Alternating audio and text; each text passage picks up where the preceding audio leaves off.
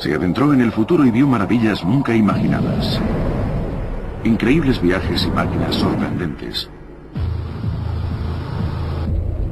Mezclando ciencia y arte, creó una nueva forma de narrativa desconocida hasta entonces: la ciencia ficción. Más de un siglo antes de nuestro tiempo, Julio Verne vislumbró el mundo en el que vivimos ahora y cómo terminará algún día.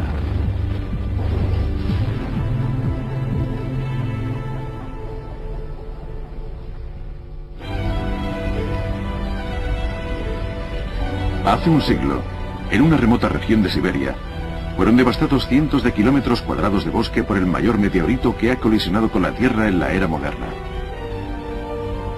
Ese impacto es conocido como el fenómeno de Tunguska. Si en Tunguska hubiera habido una gran ciudad, se podría haber producido uno de los sucesos más luctuosos en la historia del mundo.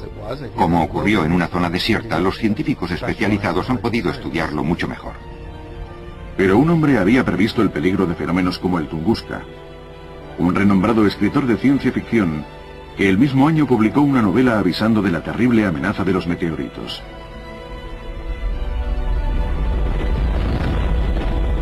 Pero como la verdad de lo ocurrido en Tunguska fue un misterio hasta 1960, los críticos calificaron el libro de exagerada fantasía. Estaban muy equivocados. Resulta fácil imaginar que el impacto de un asteroide de 800 metros de ancho podría matar a millones de personas y quizás desestabilizar toda una civilización. Nunca ha ocurrido, pero es posible. Es algo de lo que los científicos se han percatado en los últimos 10 o 20 años. En cierto modo, Julio Verne lo intuyó hace 100 años. En la historia de la palabra escrita, pocos han tenido una imaginación tan fecunda como Julio Verne. No solo inventó un nuevo género literario, sino todo un mundo de exploración y aventura. El padre de la ciencia ficción previó el mundo en el que vivimos y los otros mundos que quizás haya. El Arthur C. Clarke de su tiempo escribió docenas de libros y vendió millones de ejemplares. Su secreto: imaginar lo inimaginable. No me sorprendería que se siguiera editando durante 200 años. Creo que fue uno de los primeros en hablar seriamente de la aeronáutica, de los submarinos, de los vuelos espaciales, porque el hecho es que era una figura avanzada en su tiempo. Verne predijo las modernas máquinas de la era espacial, gran proeza para un hombre nacido en la época del vapor. Creo que el ingrediente mágico que hace que Julio Verne sea un novelista leído en todas las naciones y traducido a todas las lenguas es su gran afición a la tecnología. Era una persona fascinada por los mecanismos que aparecieron con la revolución industrial y los convirtió en algo romántico y mágico que atrajo a gente de todo el mundo. Realmente cambió la tendencia de los tiempos. Hizo pensable lo impensable, hizo visible lo invisible.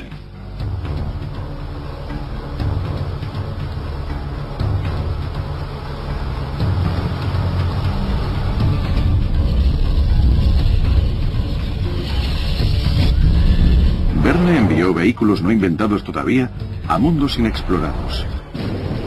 Sus héroes ficticios conducían a la humanidad hacia nuevos desafíos y descubrimientos.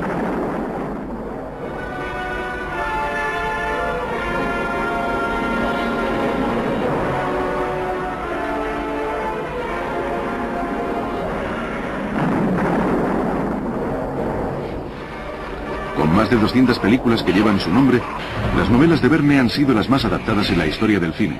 Un escritor cuyas historias siguen leyéndose.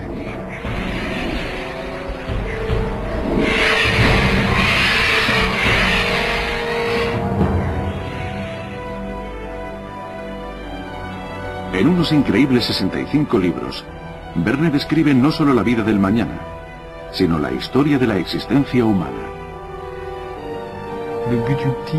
La definitiva meta de su trabajo fue descubrir un mundo al que no solo veía como un planeta, sino en su total humanidad, en el destino de la humanidad al completo. Transportando a los lectores a todos los mundos imaginables, Verne viajó atrás en el tiempo a la civilización perdida de la Atlántida y se adelantó miles de años para llevarnos a civilizaciones de un remoto futuro. Casi un siglo después de la muerte de Verne, el mundo sigue dándose cuenta de su increíble clarividencia. En 1989, el tataranieto de Verne encontró una caja fuerte de la familia e hizo un explosivo descubrimiento. Aunque pensé que la caja estaría vacía, no estaba muy convencido y quise asegurarme. Así que hice que volaran la puerta. Y en el fondo encontré muchos papeles, incluyendo el manuscrito de París en el siglo XX. El libro fue publicado en 1994, 131 años después de haber sido escrito. Su extraordinaria descripción del París moderno explica por qué Verne lo arrinconó. Cuando lo leí me quedé con la boca abierta. Creo que realmente hubiera sido un gran impacto para los parisinos de la época. Casi tan impactante como para la gente de 1860, que hubiera vivido hasta 1960, aunque probablemente sobrevivirían muy pocos. Es excesivo. El choque con el futuro es demasiado intenso. En la novela de Verne, París cuenta con el misterioso demonio de la electricidad, una nueva y extraña fuerza en su época. Dominada por grandes empresas financieras, el París del futuro está dedicado a una sola cosa: a hacer dinero.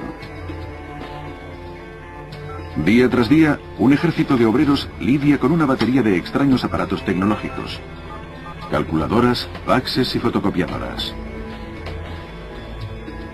Aunque esos sorprendentes inventos, ascensores y escaleras automáticas, habrían dejado atónitos a los lectores de Verne, también desnudaba su alma en los libros que escribía.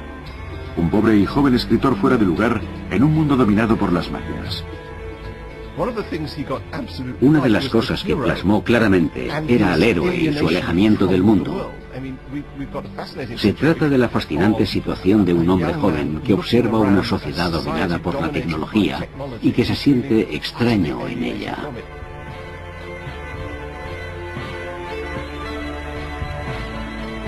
Mientras el París de Verne bulle de coches sin caballos y trenes electromagnéticos, su héroe sin dinero va a todas partes a pie.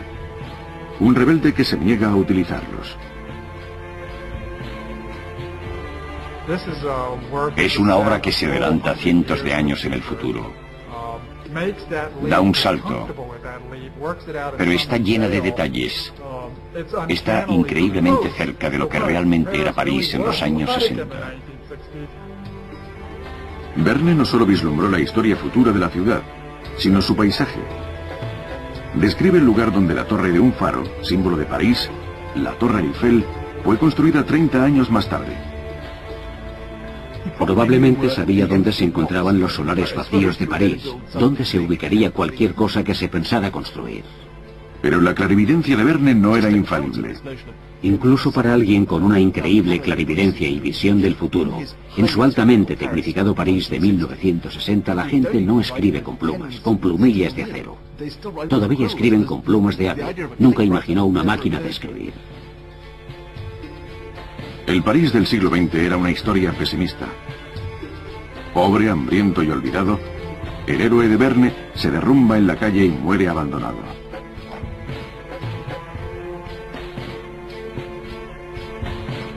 Cuando Verne envió el manuscrito a su editor, fue rechazado por demasiado fantasioso. A pesar de ser ficticio, el libro estaba inspirado en la vida real, en la época en la que Verne era joven y vivía en París. Su familia le envió a la ciudad a estudiar leyes para que Julio siguiera en el negocio familiar. Pero la carrera de Derecho no entraba en sus planes. El París de 1840 era como Berkeley en 1960, un lecho de radicalismo, la meca de la bohemia del siglo XIX y el lugar ideal para un escritor incipiente. París no tiene rival si eres francés, aficionado al teatro, o si deseas ser novelista, es el lugar ideal. La bohemia fue inventada por gente de aquel periodo y probablemente fueron los primeros que tomaron conciencia literaria de la contracultura. Era un medio muy seductor y era el único lugar en el mundo donde se producía. Verne se sumergió en ese mundo y se unió a un grupo de jóvenes escritores, artistas y poetas que compartían los mismos sentimientos. Se llamaban a sí mismos los 11 sin mujeres. Animado por sus nuevos amigos, Verne dejó el derecho y empezó a escribir dramas, no novelas. Al mismo tiempo desarrolló una obsesión por temas poco usuales en un dramaturgo: geología, geografía, astronomía y matemáticas. Enseguida empezó a coleccionar datos, mucho antes de que inventara la ciencia ficción. Y no creo que supiera por qué lo hacía, excepto quizás porque con su gran intuición y creatividad pensara que esos datos le serían útiles más tarde. Y llegó a tener unas 20.000 fichas de datos interesantes. El futuro de Verne se vio amenazado a causa de un precipitado matrimonio que casi acabó con su carrera antes de que empezara. Para ganarse mejor la vida, dejó el teatro por la bolsa francesa.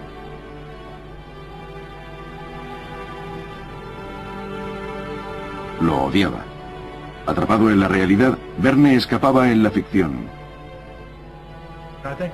Creo que lo que buscaba era un medio de ganarse la vida sin tener que vender y comprar acciones, y que además le permitiera hacer las cosas que realmente le interesaban, básicamente cosas como la geografía y los aparatos extraños.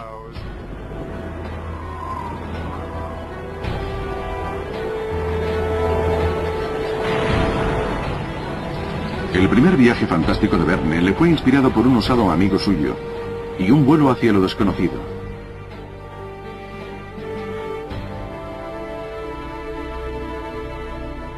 El primer éxito de ventas de Julio Verne fue una imitación de la vida misma.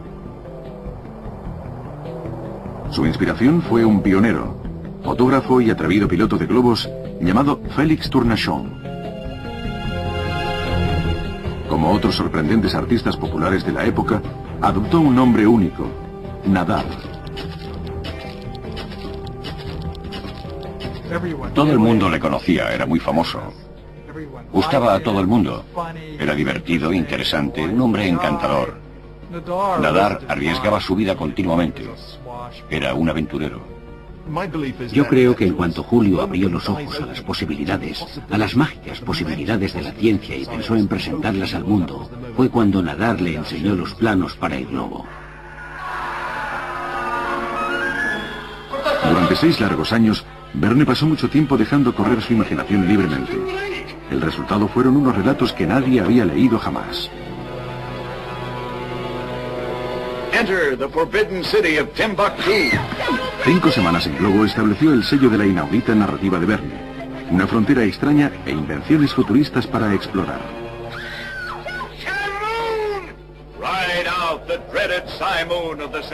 Como sus datos eran tan convincentes y escribía en un estilo sencillo, la gente decía que parecía real.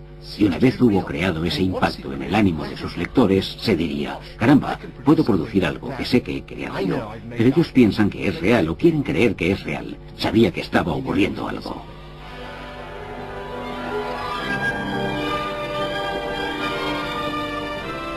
El libro fue un gran éxito mundial.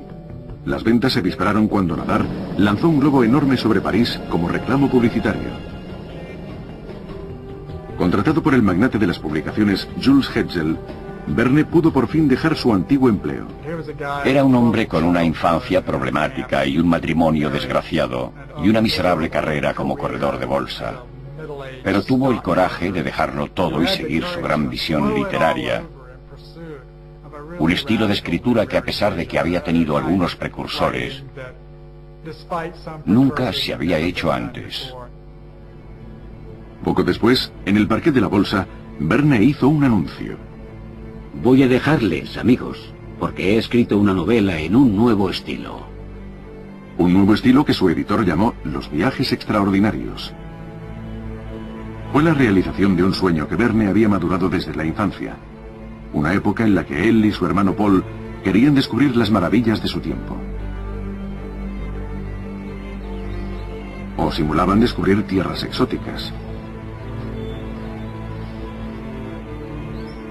Ahora, Verne plasmaba sus pasiones infantiles en un nuevo tipo de literatura: la ciencia ficción.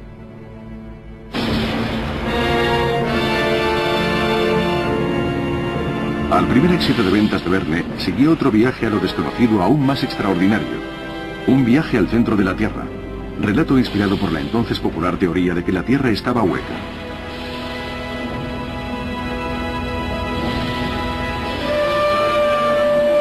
Cuanto más se adentran en la Tierra los héroes de su viaje, descubren especies animales más antiguas. Finalmente llegan a un mundo subterráneo poblado por fósiles vivientes.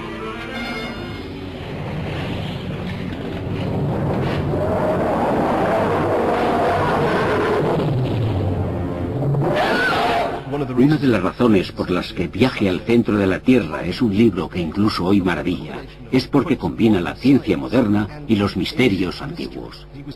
Había dado con algo creando ese mundo dentro de nuestra Tierra, que atraía porque era lo que se respiraba en la época, la certeza que la gente empezaba a vislumbrar, que antes que nosotros, en la Tierra, habían vivido unas enormes criaturas. Una vez más, Verne había sido oportuno.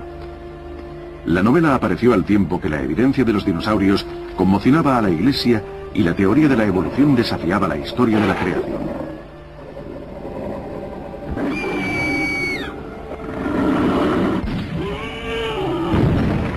La novela más vendida de todos los tiempos, Viaje al centro de la Tierra, hizo populares a generaciones enteras de dinosaurios. Los intrépidos aventureros de Verne regresan a la superficie impulsados por la erupción de un volcán, como disparados por un cañón. Una extraña forma de viajar que inspiró el próximo y más profético viaje extraordinario de Verne.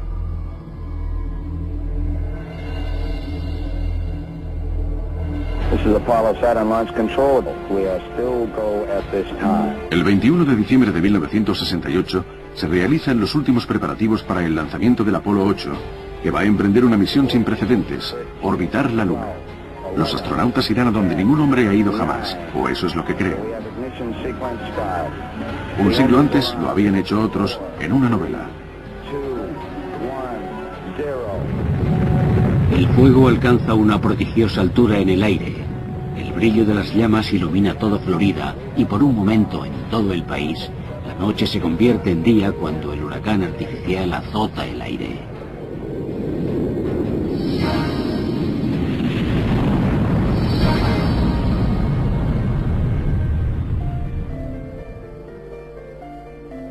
Una historia que inspiró la primera película de ciencia ficción.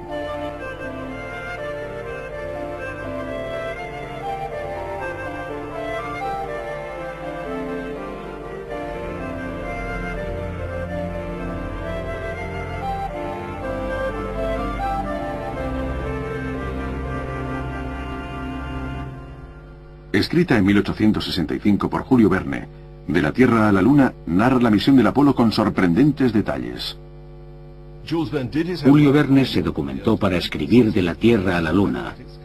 Consultó a profesores de matemáticas, a expertos en balística, consultó a metalúrgicos, leyó todo lo que pudo e hizo cálculos matemáticos, los mismos que los científicos de la NASA harían 100 años más tarde. Los cálculos de Verne eran increíblemente correctos. La velocidad necesaria para escapar de la atracción de la Tierra, el peso y tamaño del módulo de mando, la trayectoria de la órbita del módulo espacial, los efectos de la gravedad cero e incluso la duración del vuelo. Cuando terminó su misión, el Apolo 8 amerizó en el Pacífico, a 4 kilómetros de donde Verne trajo de vuelta a casa a sus astronautas.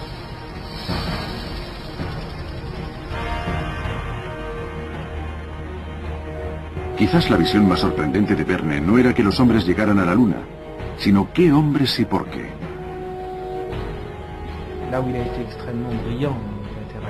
Lo más increíble de la Tierra a la Luna es que predijo que serían los estadounidenses quienes llegarían primero a la Luna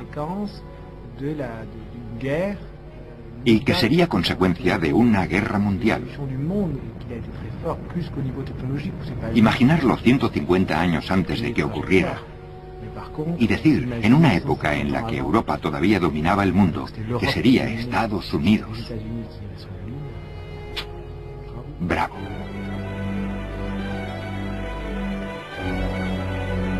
Justo después del final de la Guerra Civil de Estados Unidos, los astronautas de Verne son lanzados a la Luna con un gran cañón. un arma enorme de 800 metros de largo construida por artilleros yanquis.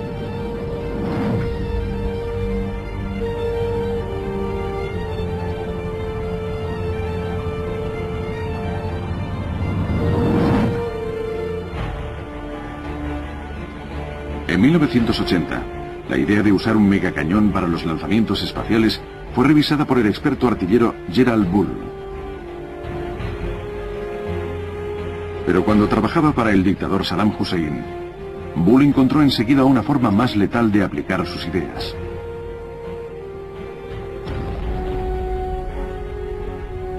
Puedes disparar un cañón en Irak y darle a Washington. Y esa era la intención de aquel tipo, y se le ocurrió leyendo a Julio Verne. El supercañón de Saddam nunca fue construido, pero hay otra en las mesas de diseño, un genuino cañón espacial, la Jules Verne's Launcher, la lanzadera Julio Verne. El director del proyecto es John Hunter, uno de los científicos que ayudaron a descubrir los planes de Saddam a la inteligencia estadounidense. Creemos que la utilización de la lanzadera Julio Verne puede reducir los costes de los lanzamientos espaciales 10 o 20 veces. Teóricamente, el cañón espacial podría abastecer las estaciones espaciales con 1 tonelada de suministros cada pocas horas. Pero en vez de disparar cápsulas de suministros hacia la Luna, el nuevo objetivo del cañón será Marte. La lanzadera Julio Verne puede jugar un papel muy importante. Sería igual que en las primeras expediciones polares, donde los hombres enviaban suministros por delante de ellos. Y si se quiere ir a Marte, la lanzadera Julio Verne sería una forma ideal de enviar esos suministros por delante. De la Tierra a la Luna lanzó a la carrera de Verne a nuevas alturas. En pocos años se había convertido en uno de los novelistas más famosos del mundo, pero acusaba el esfuerzo realizado en la búsqueda de ideas para sus extraordinarios viajes. Verne necesitaba un cambio de ambiente.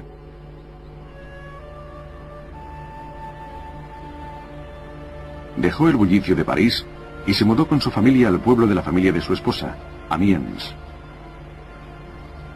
Allí, cerca del mar, regresó a la época de su infancia, cuando pasaba los días navegando con su hermano Paul. Por entonces adinerado, Verne compró un barco y navegaba lejos de sus preocupaciones. Pasó su infancia al lado del mar y por supuesto en su juventud quería ser marinero, algo que siempre se le negó. Pero creo que uno de los mayores encantos que tenía escribir en su yate, cosa que hacía, era que estaba lejos de su esposa. Ahora los niños ya no estaban metidos bajo sus pies y no tenía que guardar las apariencias. Irónicamente, escapando al mar, Verne se había embarcado en otro extraordinario viaje. Publicado en 1869, 20.000 leguas de viaje submarino abrió una nueva frontera a la aventura. En general, la población de la época no sabía nada de los océanos. La mayoría de la gente no sabía nadar, y la gran mayoría nunca había estado bajo el agua. Imagina usted que es un francés de finales del siglo XIX y lee que bajo el mar hay esa gran variedad de criaturas maravillosas y que es posible ir hasta ellas en una máquina. Era una especie de profecía de Da Vinci. 3 amigos son capturados por el enigmático Capitán Nemo, un explorador solitario que se ha desligado de la superficie del mundo.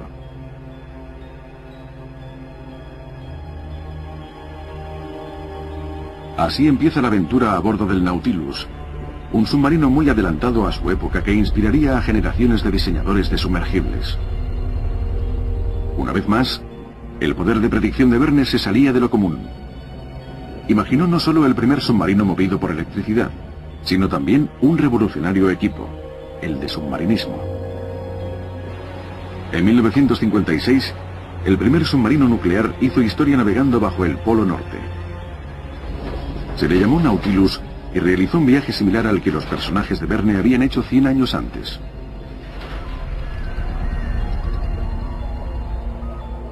Verne también fue uno de los primeros en creer en un monstruo marino, considerado entonces un mito, el calamar gigante.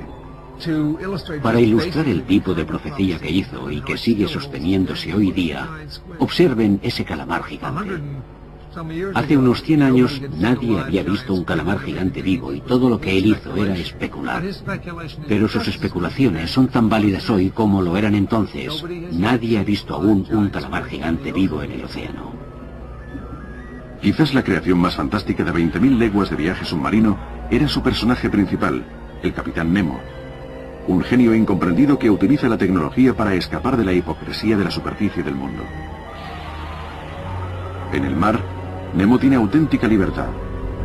Una búsqueda del propio Verne.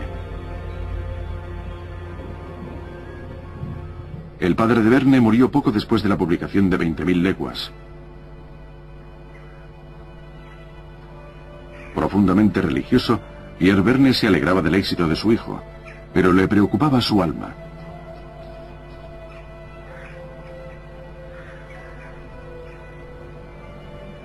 Jules, que era agnóstico, siempre ocultó a su padre sus profundas dudas. No era todo lo que ocultaba. Sus constantes viajes a París, aparentemente para ver a su editor, enmascaraban otro secreto: una amante.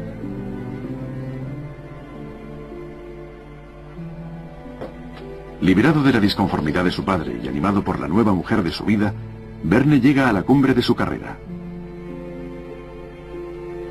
De las prensas salen éxitos y más éxitos, incluyendo otro viaje épico: la vuelta al mundo en 80 días.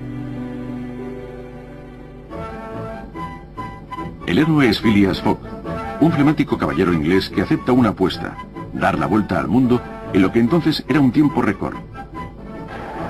La vuelta al mundo en 80 días fue un éxito de ventas en todo el mundo, aunque no era ciencia ficción. Como muchas de las novelas de Verne, es un relato de grandes aventuras en tierras exóticas e inexploradas.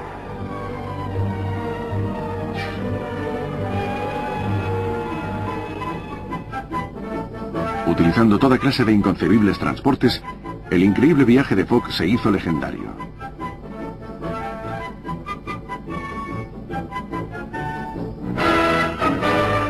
Pero irónicamente, la única forma de transporte que no utilizó en la novela se ha convertido en la más famosa: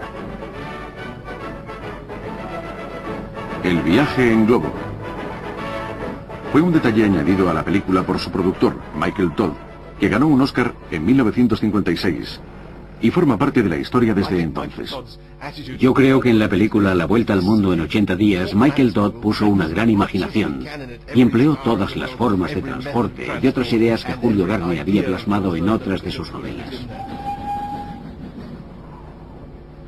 Hay un momento fabuloso cuando cruzan los Alpes y Passepartout recoge un poco de hielo para enfriar el champán. Creo que es uno de los grandes momentos del cine. Es una epifanía. Es como deberían ser todos los viajes.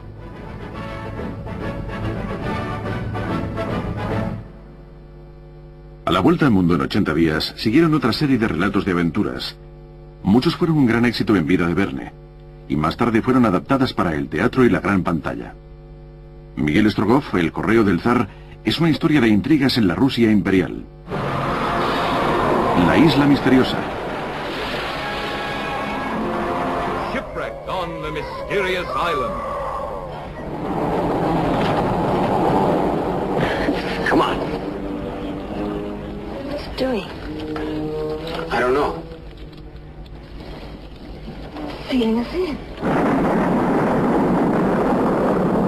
Una historia en la que vuelve el enigmático Capitán Nemo. Aren't we able to do anything to save ourselves? There's nothing that can be done. Y la primera de varias historias de asteroides. Héctor Servadac, en la que los habitantes de una pequeña región del norte de África son lanzados del planeta cuando un cometa choca contra la Tierra.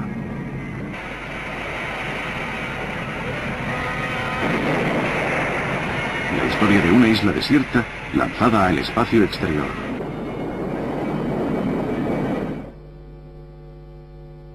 En solo 12 años, Verne se había convertido en el autor más leído del siglo.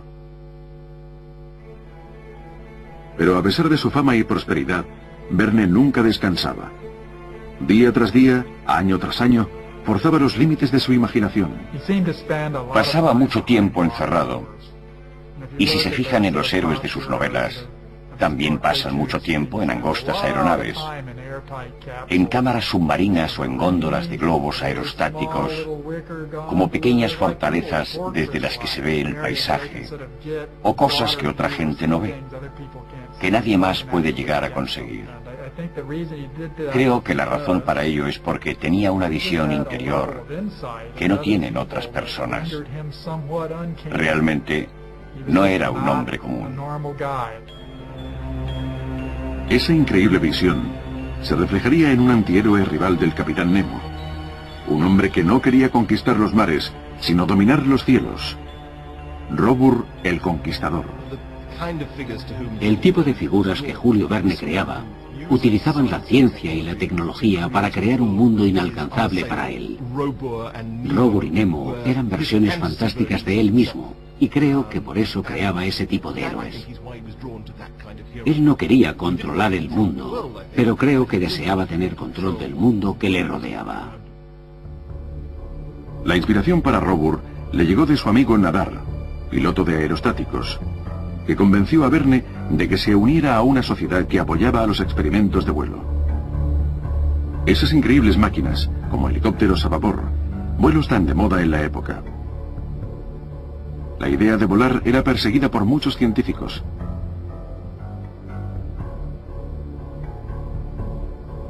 Verne no estaba de acuerdo. Inspirado por la fe de Nadar por los vuelos, Verne creó una fantástica máquina que recordaba mucho al Nautilus. El Albatros.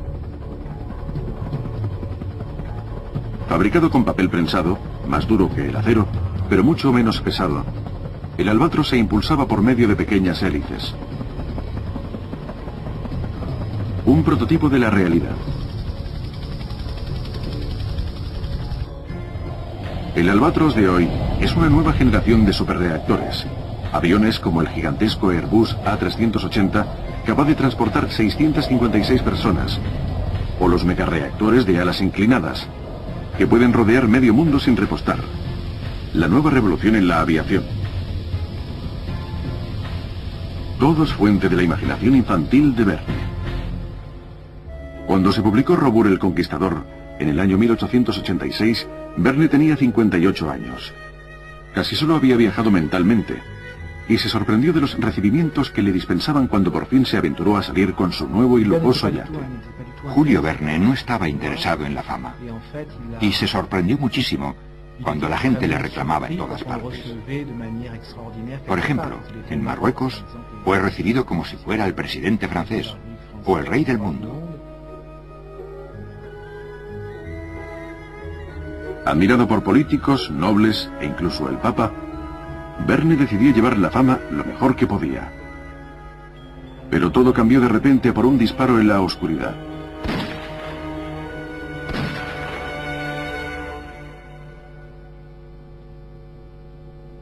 En marzo de 1886, el novelista francés Julio Verne regresaba a su hogar después de dar un paseo nocturno, cuando su sobrino favorito salió de las sombras.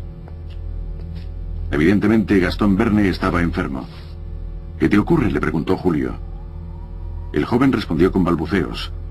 Metió la mano en el bolsillo de su abrigo y empuñó un revólver.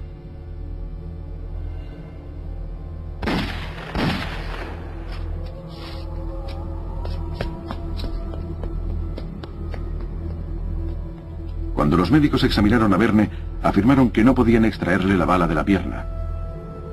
Quedaría inválido para el resto de su vida. ¿Por qué disparó Gastón Verne contra su tío? Dijo que lo había hecho para hacer aún más famoso a su tío, algo que solo un perturbado podía pensar. Certificada su locura, Gastón pasó el resto de su vida en varias instituciones. Semanas después, Verne sufrió una importante pérdida: la muerte de su gran amigo y editor, Jules Hetzel. Menos de un año más tarde murió su querida madre. Verne se hundió en una profunda depresión de la que no se recuperaría completamente, aunque lentamente la vida volvió a su cauce. Rechazado en su infancia por su padre, Michel, el hijo de Jules, creció en un ambiente de delincuencia y mujerío.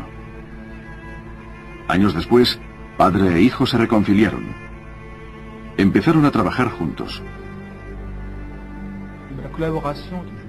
La colaboración entre Michel y su padre supuso, sobre todo, la reanudación de sus relaciones. Michel era muy inteligente y un buen escritor, y escribió novelas con el nombre de su padre, sin que nadie notara diferencias en su estilo.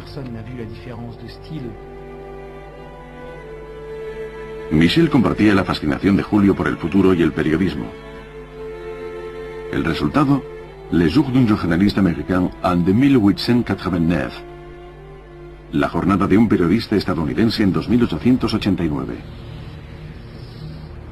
Situado en Centrópolis, futura capital de Estados Unidos, relata un día en la vida del magnate más poderoso de la comunicación, Francis Bennett, propietario de un periódico electrónico llamado The Earth Herald, el Heraldo de la Tierra. Bennett es tan poderoso que es el gobernador virtual del mundo, un hombre capaz de controlar el destino de todos los países del mundo con un solo mover la cabeza o la mano, como dice el libro. Mr. Bennett, the citizens of Great Britain implore you to join our petition. Will you help us in our bid to free ourselves from the American Empire? The central powers of Mars are in turmoil. Will you support the revolutionaries? Sin el soporte de Bennett, ningún científico puede realizar su tarea. Please, Mr. Bennett, our suspended animation research urgently needs more funding. Please, with only your help we can save the project. Escrita mucho antes de la aparición de la televisión o Internet, la novela de Michel es altamente profética. Advierte del creciente poder de las comunicaciones y se desarrolla en un mundo futuro donde incluso las nubes soportan anuncios. Los críticos la calificaron de demasiado fantasiosa.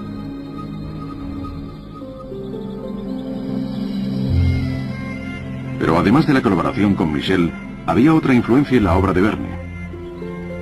Como ciudadano, decidió convertirse en una figura pública y fue elegido concejal de la ciudad de Amiens. Creo que para un escritor de ciencia ficción es terrible convertirse en un político a tiempo parcial. Creo que fue perjudicial para su carrera y sentó un mal precedente para todos nosotros. Quizás no debió hacerlo. Para sorpresa de todos, Verne triunfó en su nuevo trabajo. Hizo campaña para electrificar las calles y para construir el nuevo y famoso Circus.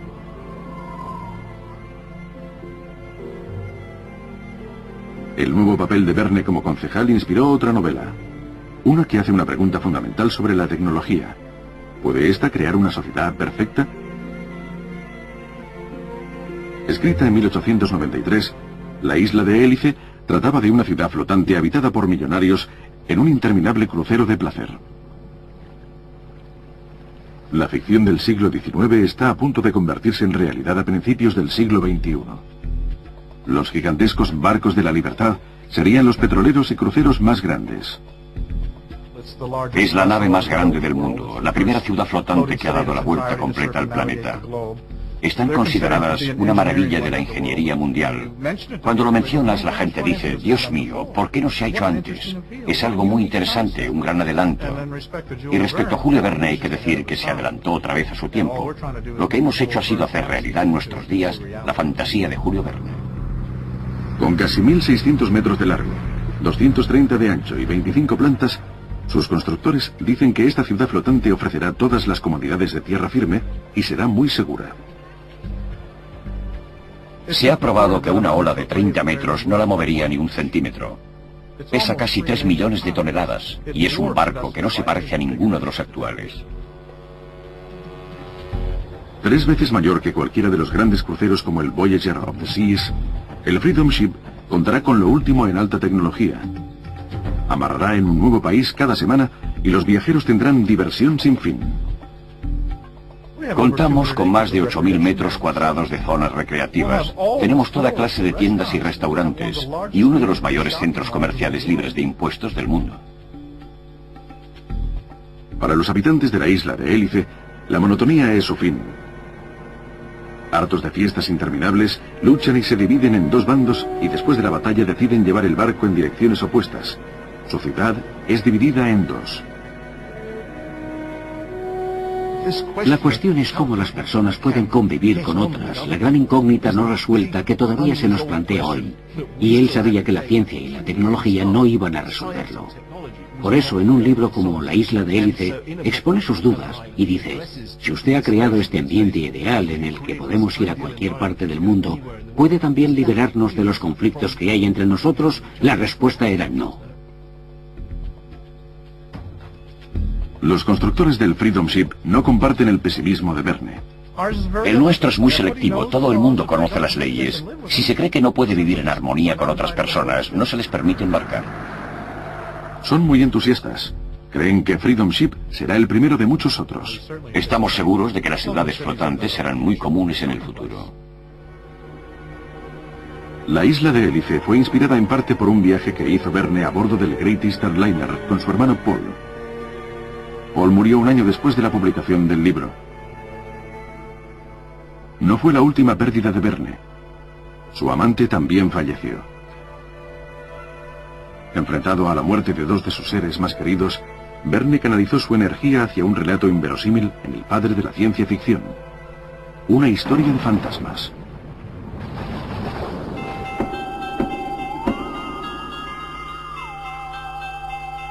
Pero en las manos de Verne, incluso lo sobrenatural puede inspirar la forma de cosas futuras.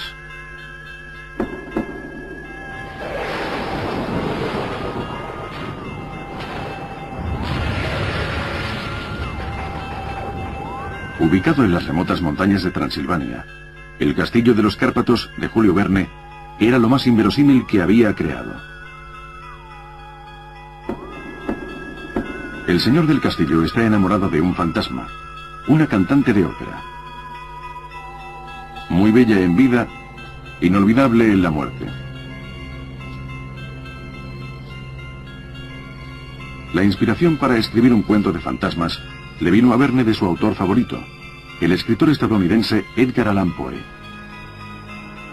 A diferencia de los cuentos de misterio de Poe, Verne le da un sorprendente giro, una solución basada en la ciencia más que en lo sobrenatural.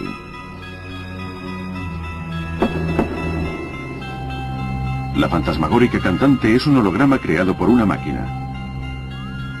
Su voz, solo un disco.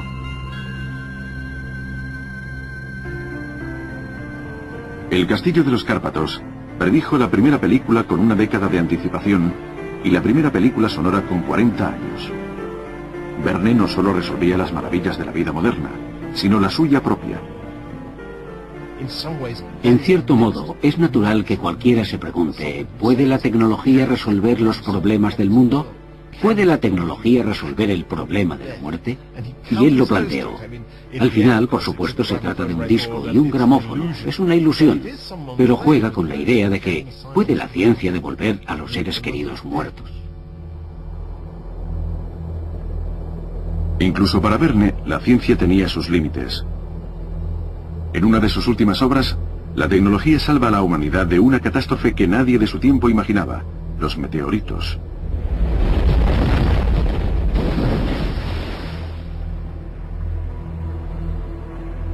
Más de un siglo antes que Hollywood, el eterno Adán puso en escena el Armagedón.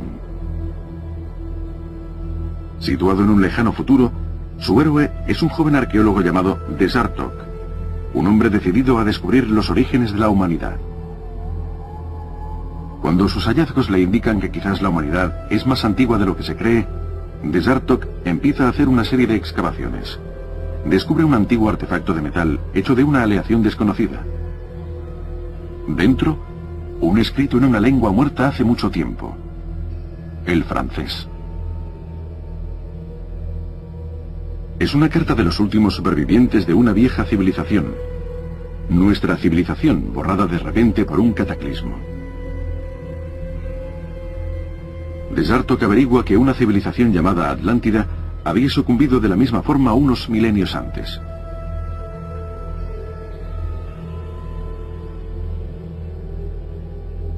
La verdad se hace evidente.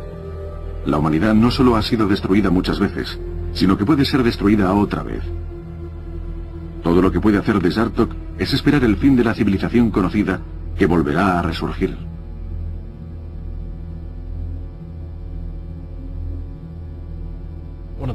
Una de las fantasías del eterno Adán es que ya hemos estado aquí antes, que trazamos un círculo una y otra vez. La Tierra tiene 3,5 millones de años, y la historia del hombre solo tiene 10.000 años desde la última era glacial.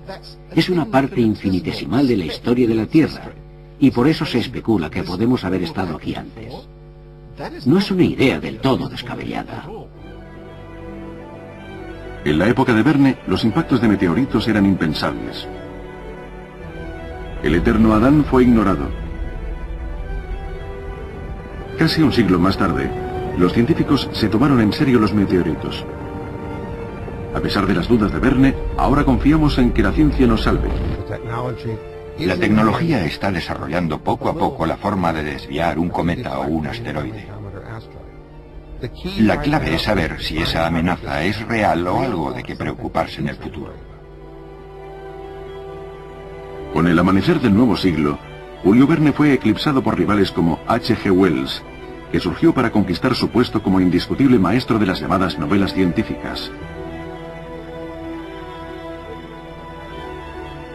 A pesar de que las ventas habían disminuido, Verne regresó. Publicado en 1904, El amo del mundo vio el regreso del osado astronauta Robur. Verne había transformado al inventor del albatros en un megalómano, empeñado en imponer la paz en un mundo dividido con su gran invento, el terror. Fue la máquina más fantástica de Julio Verne, que combinaba el poder de un coche de carreras, un aeroplano, un barco y un submarino. Como arma, era lo último para mantener la paz. Como vehículo, no tenía rival, incluso hoy.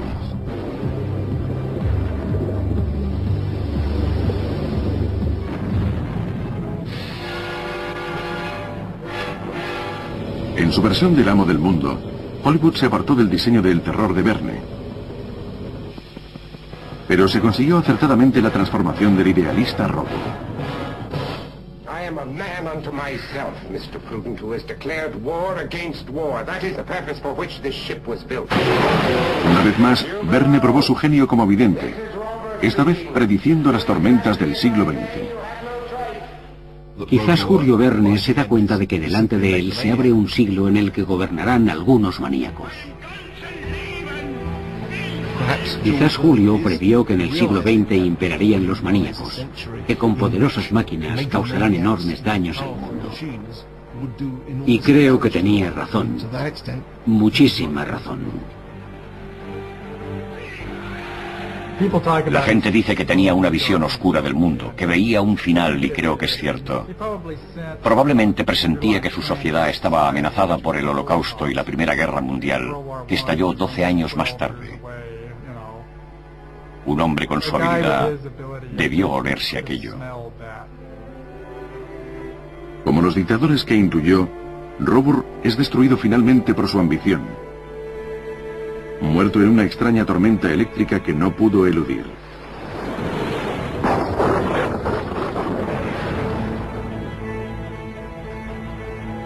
Su creador le siguió pronto. El 24 de marzo de 1905, Julio Verne murió apaciblemente en su casa. Tenía 78 años. Nacido en el siglo XIX, Verne atravesó el umbral del siglo XX a tiempo de ver cómo se cumplían muchas de sus profecías. Las primeras luces eléctricas, la primera conversación telefónica, las primeras máquinas voladoras y los primeros automóviles. El legado de Julio Verne es que no hay nada imposible para nosotros si se puede imaginar. Ese es su legado. Un genio para la clarividencia y con un gran instinto aventurero. Julio Verne produjo una gran obra que todavía mueve millones. Para las generaciones posteriores dejó una rica herencia, un proyecto no solo para los inventos de nuestro tiempo, sino para las aspiraciones del futuro e incluso hoy. ¿Quién puede prever que muchas de las ideas de Julio Verne vuelvan del pasado?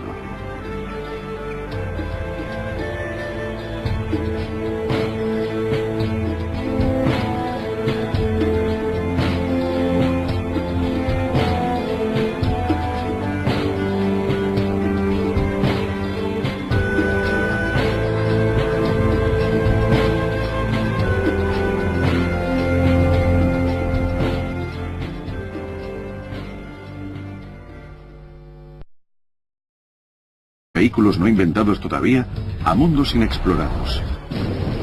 Sus héroes ficticios conducían a la humanidad hacia nuevos desafíos y descubrimientos.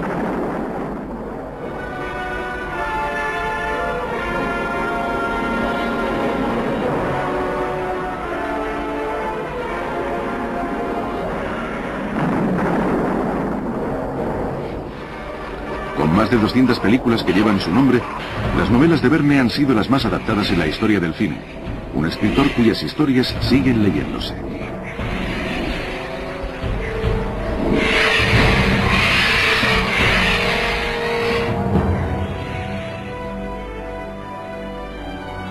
En unos increíbles 65 libros, Verne describe no solo la vida del mañana, sino la historia de la existencia humana. La definitiva meta de su trabajo fue descubrir un mundo al que no solo veía como un planeta, sino en su total humanidad, en el destino de la humanidad al completo. Transportando a los lectores a todos los mundos imaginables, Verne viajó atrás en el tiempo a la civilización perdida de la Atlántida y se adelantó miles de años para llevarnos a civilizaciones de un remoto futuro. Casi un siglo después de la muerte de Verne, el mundo sigue dándose cuenta de su increíble clarividencia. En 1989, el tataranieto de Verne encontró una caja fuerte de la familia e hizo un explosivo descubrimiento. Aunque pensé que la caja estaría vacía, no estaba muy convencido de toda una civilización. Nunca ha ocurrido, pero es posible. Es algo de lo que los científicos se han percatado en los últimos 10 o 20 años. En cierto modo, Julio Verne lo intuyó hace 100 años. En la historia de la palabra escrita, pocos han tenido una imaginación tan fecunda como Julio Verne. No solo inventó un nuevo género literario, sino todo un mundo de exploración y aventura. El padre de la ciencia ficción previó el mundo en el que vivimos y los otros mundos que quizás haya. El Arthur C. Clarke de su tiempo escribió docenas de libros y vendió millones de ejemplares. Su secreto: imaginar lo inimaginable. No me sorprendería que se siguiera editando durante 200 años. Creo que fue uno de los primeros en hablar seriamente de la aeronáutica, de los submarinos, de los vuelos espaciales, porque el hecho es que era una figura avanzada en su tiempo. Verne predijo las modernas máquinas de la era espacial, gran proeza para un hombre nacido en la época del vapor. Creo que el ingrediente mágico que hace que Julio Verne sea un novelista leído en todas las naciones y traducido a todas las lenguas es su gran afición a la tecnología. Era una persona fascinada por los mecanismos que aparecieron con la revolución industrial y los convirtió en algo romántico y mágico que atrajo a gente de todo el mundo. Realmente cambió la tendencia de los tiempos. Hizo pensable lo impensable, hizo visible lo invisible.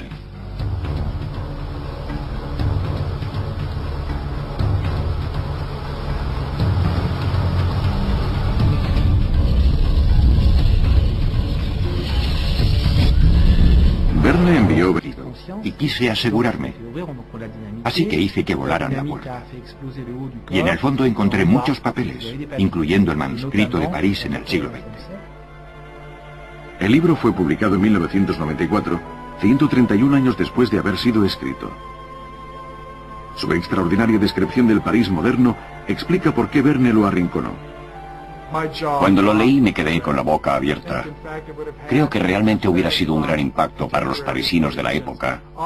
Casi tan impactante como para la gente de 1860, que hubiera vivido hasta 1960, aunque probablemente sobrevivirían muy pocos.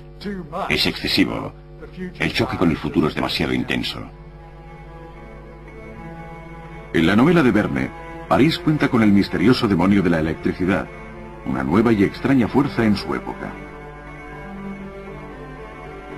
Dominada por grandes empresas financieras, el París del futuro está dedicado a una sola cosa: a hacer dinero.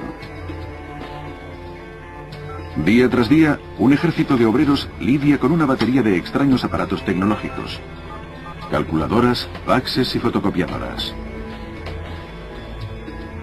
Aunque esos sorprendentes inventos, ascensores y escaleras automáticas, habrían dejado atónitos a los lectores de Verne, También desnudaba su alma en los libros que escribía. Un pobre y joven escritor fuera de lugar en un mundo dominado por las máquinas. Una de las cosas que plasmó claramente era al héroe y su alejamiento del mundo.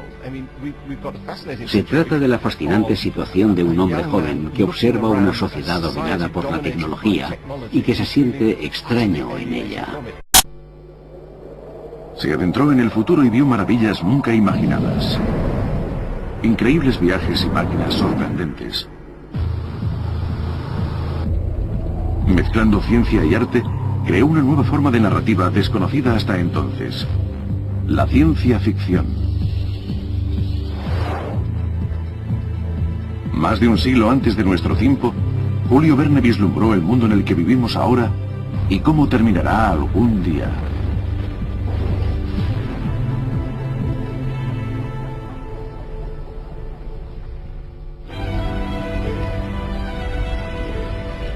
Hace un siglo, en una remota región de Siberia, fueron devastados cientos de kilómetros cuadrados de bosque por el mayor meteorito que ha colisionado con la Tierra en la era moderna.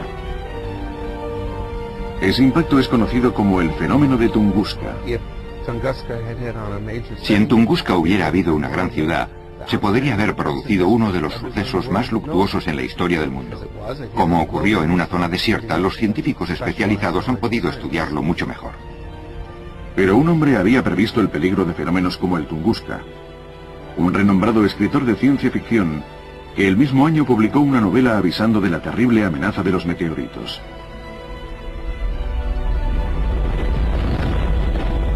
Pero como la verdad de lo ocurrido en Tunguska fue un misterio hasta 1960, los críticos calificaron el libro de exagerada fantasía. Estaban muy equivocados. Resulta fácil imaginar que el impacto de un asteroide de 800 metros de ancho podría matar a millones de personas y quizás desestabilizar.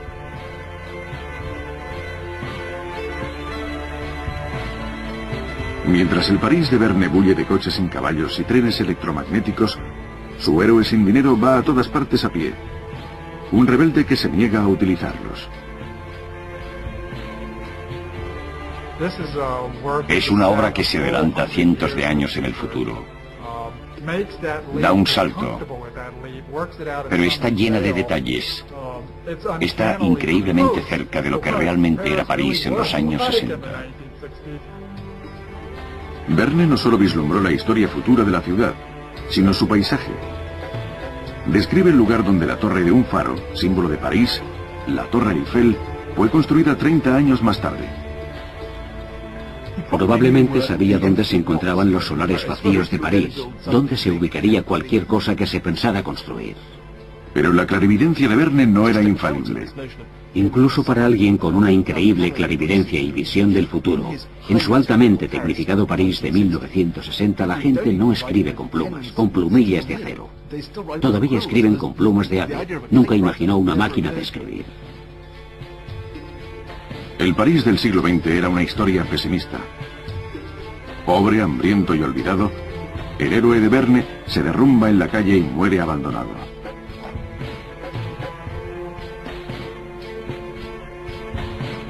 Cuando Verne envió el manuscrito a su editor, fue rechazado por demasiado fantasioso. A pesar de ser ficticio, el libro estaba inspirado en la vida real, en la época en la que Verne era joven y vivía en París.